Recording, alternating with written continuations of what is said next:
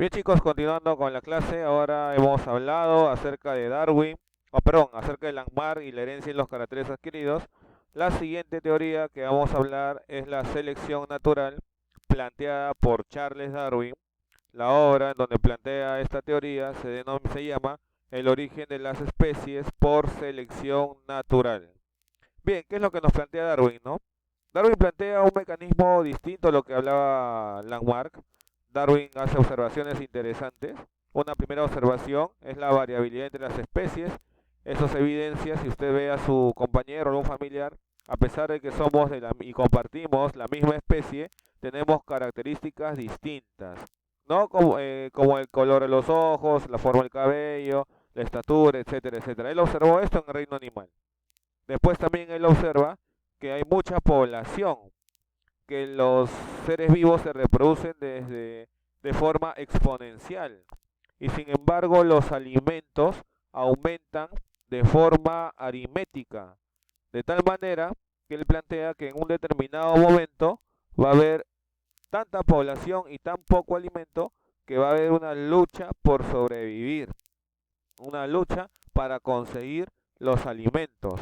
Entonces, quien logre sobrevivir a dicha lucha será pues el más apto, como mencionamos acá. Pero Darwin no solo plantea que los seres vivos luchan por los alimentos, también observa que luchan contra el medio, contra las inclemencias ambientales, luchan contra individuos de la misma especie, de repente por territorio, de repente también por la reproducción. Entonces, al observar eso, Darwin se da cuenta que constantemente los seres vivos están tratando de sobrevivir luchando frente a varios adversarios, y quien al final logra sobrevivir tiene éxito reproductivo y sus genes pasan a la siguiente generación, son los más aptos. A todo este mecanismo Darwin le llama selección natural. Y cuando le preguntan o le proponen a Darwin explicar las jirafas, el ejemplo de las jirafas que Lamarck había planteado, Darwin menciona que no es que en un inicio habían jirafas de cuello corto, como decía Lamarck. Darwin decía que habían jirafas de cuello largo y de cuello corto, ¿no? Y eso justamente se observa acá en su planteamiento inicial. Variabilidad entre las especies, jirafas de cuello corto y de cuello largo. Entonces, ante el cambio ambiental, ¿qué es lo que sucede? Que las plantas o las ramas que están bajas desaparecen. Entonces, ¿qué va a suceder? Les pregunto a usted, ¿quién tiene más posibilidad de sobrevivir? ¿Las de cuello corto o las de cuello largo?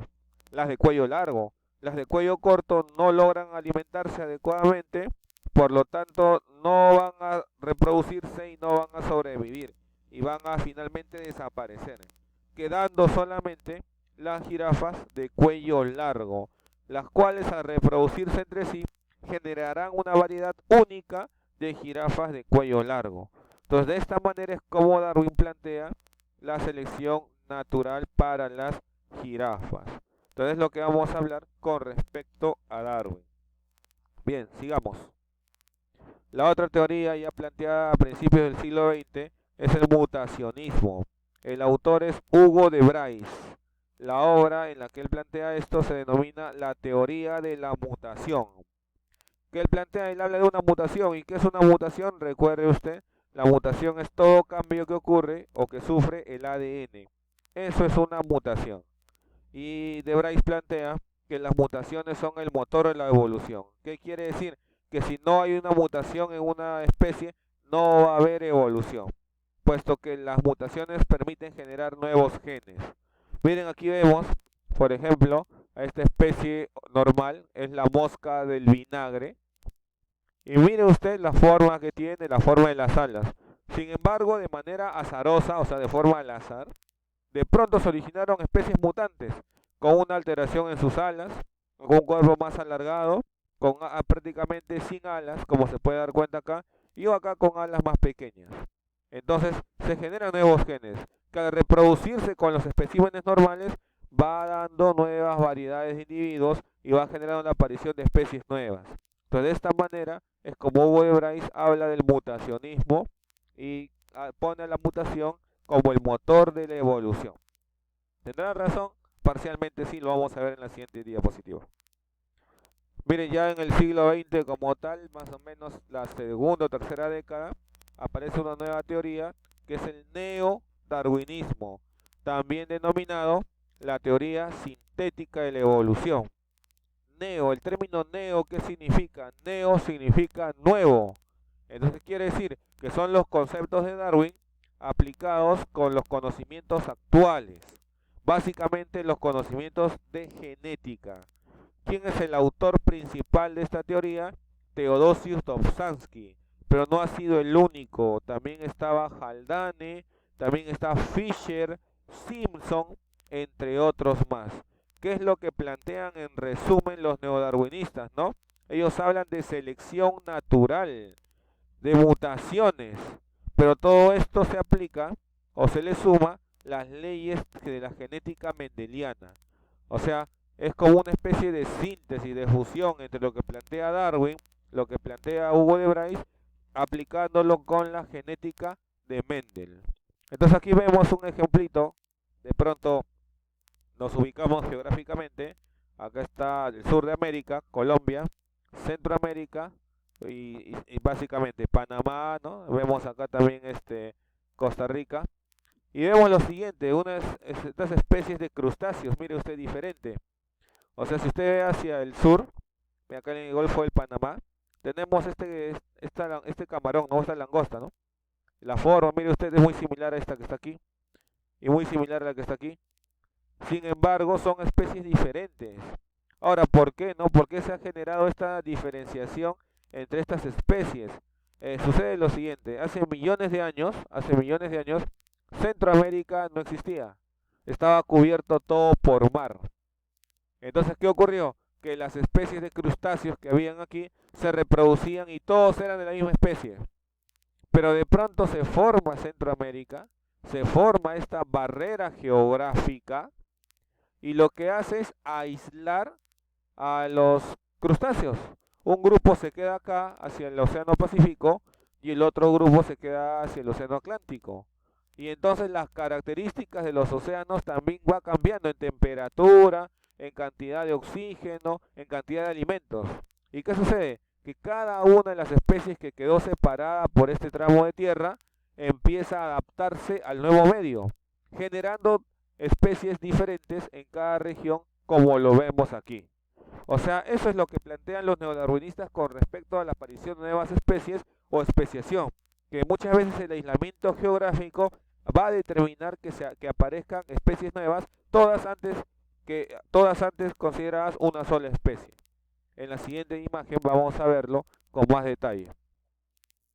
Justamente ahí está, se llama especiación al proceso en el cual aparecen nuevas especies. Y en particular la especiación alopátrica implica que aparecen nuevas especies, pero debido a la presencia de una barrera geográfica, de un obstáculo geográfico, que puede ser una cordillera, puede ser una inundación, puede ser hielo, etcétera, etcétera. Entonces, si hay aislamiento geográfico, la misma especie quedó separada. Sin embargo, en los lugares que quedan van a tener que adaptarse a los nuevos cambios.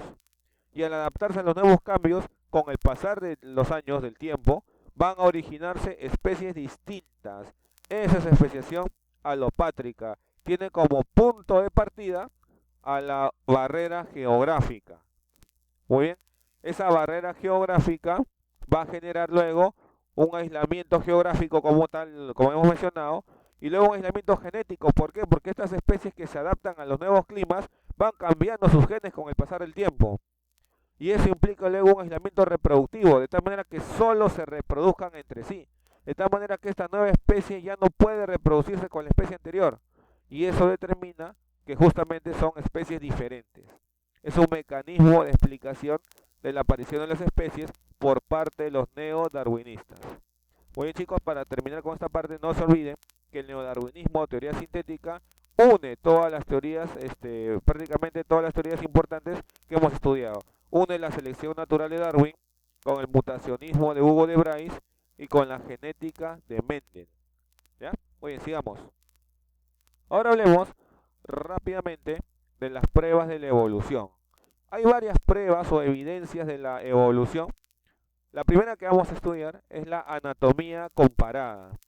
¿Qué significa anatomía comparada, no? En la anatomía comparada, valga la redundancia, vamos a comparar órganos de los animales, de los seres vivos, para establecer su cercanía o su distanciamiento evolutivo. En ese sentido tenemos órganos homólogos y órganos análogos, que usted ya lo sabe, que usted ya conoce. ¿Qué eran órganos homólogos? Órganos con la misma estructura pero con función diferente. ¿De qué tipo de evolución provenían? De la evolución divergente. ¿Qué quiere decir evolución divergente? Que provienen de un ancestro en común. Y sin embargo tenemos los órganos análogos. ¿Qué eran órganos análogos? Órganos que cumplen la misma función, pero tienen estructura distinta. ¿De qué tipo de evolución vienen? De la evolución convergente, de ancestros diferentes. Entonces es importante que usted recuerde que son órganos homólogos, estructura similar, función diferente. Que son órganos análogos, función similar y estructura distinta. Entonces eso hay que recordar, por favor, más que los ejemplos, más que memorizar, acuérdese qué significa cada uno de ellos para que usted lo pueda deducir posteriormente. Acá vemos, por ejemplo, el ala de un delfín, la aleta dorsal de un delfín con el ala de un murciélago. Si comparamos, miren, tenemos al húmero como órgano homólogo. ¿Qué quiere decir? ¿Qué quiere decir? Entre ellos, ¿no? Tienen estructura similar, vienen de un ancestro en común. Igual aquí, ¿no? Vemos, por ejemplo, la pata delantera del topo y la pata delantera del grillo topo, que es un insecto. Ojo, a pesar de que tienen un nombre similar, no quiere decir que sean tengan cercanía evolutiva. ¿Para qué le sirve este órgano al topo? Para excavar, y el grillo topo también. Sin embargo, si comparamos, la estructura es totalmente distinta. Son órganos análogos. ¿Ya? Muy bien, es lo que vamos a ver de la anatomía comparada. El otro tipo de órganos dentro de la misma anatomía comparada es justamente los órganos vestigiales. ¿Qué será un órgano vestigial? Es un órgano que aparentemente no cumple una función, pero se sabe que provienen de un ancestro en quien sí cumplían esas funciones. O sea, en palabras más simples, un órgano vestigial es un órgano que no tiene función aparente en el organismo de la actualidad. Muy bien, en ese sentido, vemos un ejemplo. Tenemos a la famosa muela del juicio, o llamada también tercera molar, que suele salir a partir de los 18 años de edad, ¿no? Y digamos, como ve acá en la imagen, no cumple la misma disposición que las demás piezas dentales del ser humano. A veces sale mal, sale desviada, causa mucha inflamación, mucho dolor, de tal manera que incluso recomiendan los especialistas en retirar la muela antes que salga. Profe, si sacan la muela, si recomiendan que retiren la muela en juicio, no afectará en algo en la masticación, no afectará algo en los procesos digestivos, no afecta en nada. Entonces sabe que esta muela en juicio no cumple ninguna función. ¿Pero por qué aparece? Buena pregunta. ¿Por qué sale a los 18 años? Para justamente, digamos así, hacernos recordar que un ancestro nuestro tenía esta muela utilitaria. Y si queremos ser un poquito más específicos, si por ejemplo viésemos la dentadura de un chimpancé o de un orangután desde muy pequeños, tienen su tercera molar. No la tienen así como acá en la imagen, la tienen bien orientada igual que los demás dientes. ¿Por qué? Porque esa tercera molar le permite tener una mejor masticación de las ramas y hojas que consumen estos animales. Entonces, ¿qué implica que en el hombre haya una tercera molar que no sirve para nada? Implica que un ancestro nuestro de hace millones de años sí la tenía y la utilizaba. Justamente, ¿por qué? Porque se alimentaba de ramas, de hojas, similar a lo que se alimentan los primates actuales. Quiere decir que el hombre ha tenido un ancestro que ha sido un primate. Otro órgano vestigial, el apéndice vermiforme que se encuentra en la fosa ilíaca derecha, en esta zona baja. Si vemos, para nosotros no sirve para nada, es más, se puede en una cirugía retirar y no te va a pasar nada. Pero si ve usted esta zona en un chimpancé o un orangután, vemos que esta zona es muchísimo más desarrollada y ahí se fermenta las plantas que consume, ahí se digieren las plantas que consume. ¿Qué implica que en el ser humano haya este apéndice? Que un ancestro nuestro consumía dieta exclusivamente en plantas y ahí lo digería. O sea, un ancestro nuestro ha sido como un primate. Y lo mismo con el coxis. Del coxis no tiene función para el hombre, pero en algunos primates de ahí nace la cola, implicando que algún ancestro del hombre tenía cola. Bien chicos, ahí nos quedamos en esta parte. Vamos a seguir la clase en el siguiente video.